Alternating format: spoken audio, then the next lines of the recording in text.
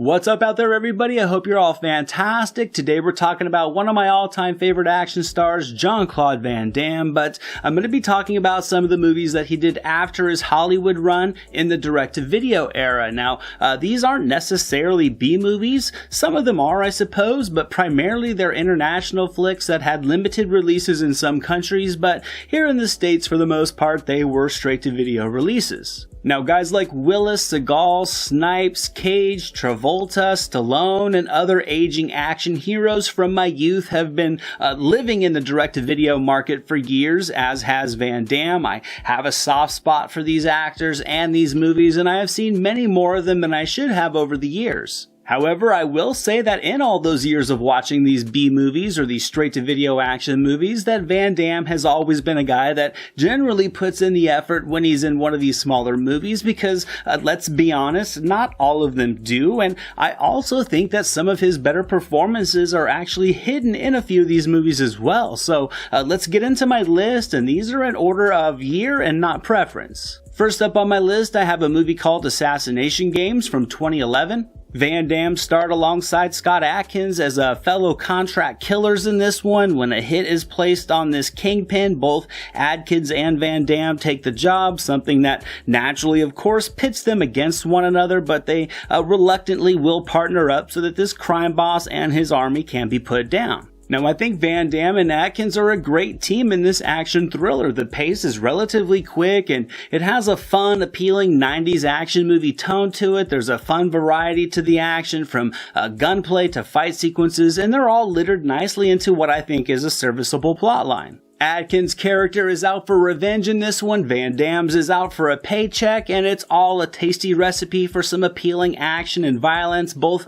Adkins and Van Damme kick a ton of ass, and it's nicely shot by Ernie Barbarash. Plus, it's just cool to see Van Damme as this dead-behind-the-eyes assassin, so this is a solid flick for those wanting to see Van Damme in full-on hitman mode. Next up, I have a movie called 6 Bullets from 2012. In this one, Van Damme plays a mercenary who tries to find and return kidnapped children. He's haunted by the vision of some of his innocent victims. After this job goes wrong, he hides out working as a butcher, but when this young girl is kidnapped, the parents show up at his doorstep, basically begging for his help to bring her home. He takes on the job, but the web of corruption involved in this one is going to make it the toughest mission of his life. Now, this is actually a story-driven actioner that I think showcases an emotionally charged performance from Van Damme. There's a lot of heartbreak to his character, and he really pours a lot of sincerity into the portrayal of it that I enjoy. I think the fight choreography is very tight, and it's a good time seeing Van Damme take guys out in a variety of different ways. And I will admit the individual pieces of this story do feel a bit routine, but how they're blended together results in a plotline that you can really sink your teeth into and enjoy. And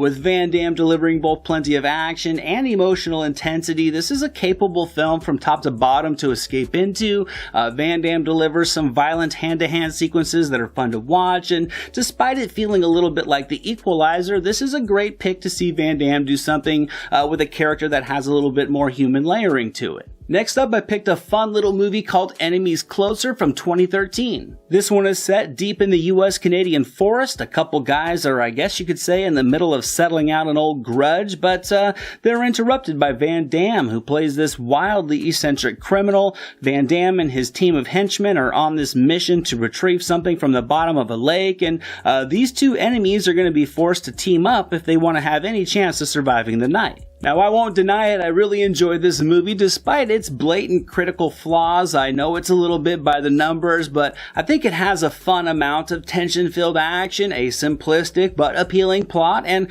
Van Damme playing unhinged with a ton of fun charisma. This is a movie that back in the 90s very much felt like something Van Damme would have played the hero in. So naturally, I think it's a blast getting to watch him play the crazy villain, and I gotta be honest, I think he does it well. You can see he's really having fun in the role, and he still is able to deliver plenty of violent action. He's taking guys out on this mission one by one, plus capable actors Tom Everett Scott and Orlando Jones come in to bring some screen presence to some otherwise bland and generic character types. It's a fun, action-fueled, real-time thriller that provides some Van Damme insanity that you don't want to miss if you're a fan of his. Next up, I have a movie with a fantastic title called Pound of Flesh from 2015. Now in this one, Van Damme plays this random guy that wakes up the next morning after helping a woman in distress. The only problem is he's missing his kidney, and from there he's going to seek out those responsible for taking it so that he can retrieve what God gave him and to help save a young life.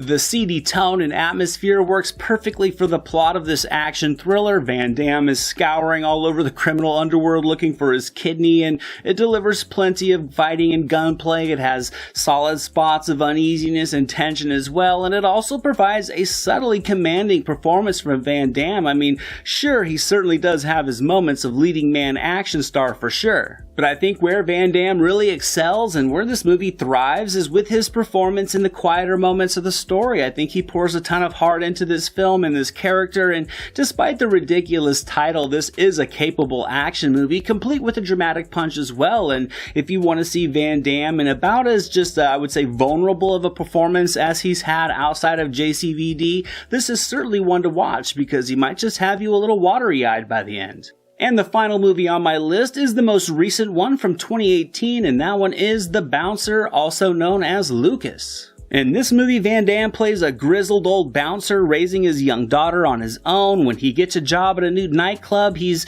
just pulled into the world of organized crime, but the money's good, so he doesn't do nothing about it, but he also attracts the attention of some agents who blackmail him into working undercover. Things in this one slowly escalate on both sides, and Van Damme soon finds himself between a group of relentless agents and the deadly mob. Now, this movie does have its action and plenty of violence, but the drama really is what drives this film forward. There's a darkness to it and just a lack of hope that I think Van Damme easily pours himself into. His character has some mystery, he's a lost soul, and even with minimal dialogue, you can feel all the turmoil inside him through his physical acting alone. However, when it's time to fight, Van Damme is ready, and the street fight brawling style to the action makes it really pop off the screen. This is a gritty crime drama, and it doesn't try to do too much. I think Van Damme really fits nicely into the role of this old brawler, and it's fun to see that he still has plenty of gas left in the tank. The